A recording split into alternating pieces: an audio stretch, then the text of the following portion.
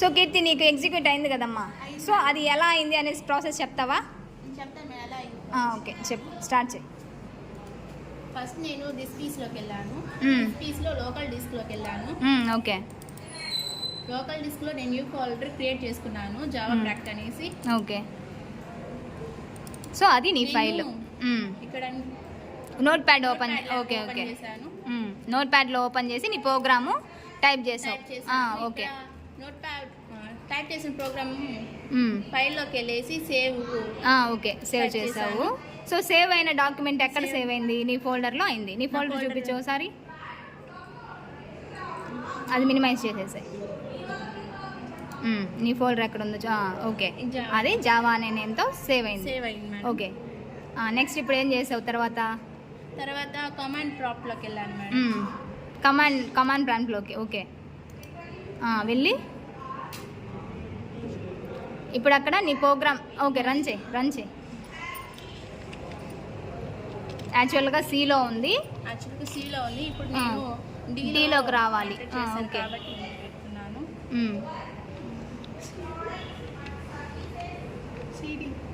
Next CD space. CD అంటే ఏంది? Change directly.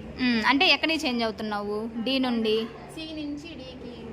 Okay, already వచ్చేసింది డీని. డీలో ఉన్న నీ ఫోల్డర్కి చేంజ్ అవుతున్నావు. ఓకే. స్పేస్. నా ఫోల్డర్ పేరు ఇక్కడ టైప్ చేసుకున్నాను. ఓకే. Okay, very good. ఇప్పుడు ఫోల్డర్ ఇప్పుడు నేను జావా ప్రోగ్రామ్ నేమ్ పెట్టుకున్నాను కదా, క్లాస్ నేమ్, అవి టైప్ చేస్తాను.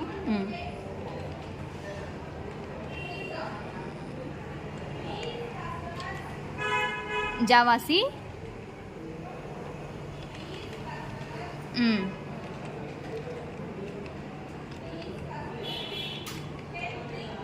సో ప్రోగ్రామ్ నేమ్ ఏదైతే అది.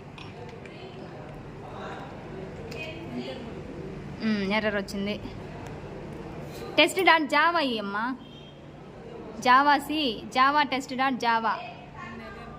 జావాసి కింద జావాసి. జావాసి అక్కడ నువ్వు చేసిన మిస్టేక్ ఏంటి?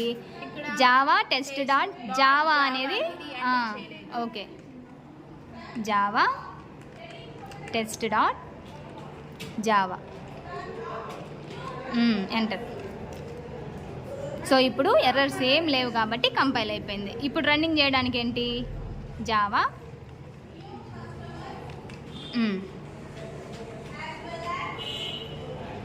Space program name.